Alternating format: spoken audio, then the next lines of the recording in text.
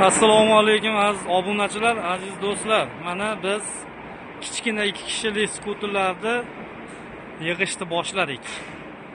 Aziz do'stlar, mana xudo xolasa narx-navosini optim narxda arzon qilib beramiz. Menga aloqaga chiqaringlar. Birinchi qo'l, ikkinchi qo'lga ulgurmadi hali. O'zim xudo xolasa dastavka qilib beraman ancha-muncha joyga, narxini kelishib qolsa bo'ldi. Bular narxini hali aytib o'tganimiz yo'q. Hali bularning narxlarini o'zim ham bilmayman.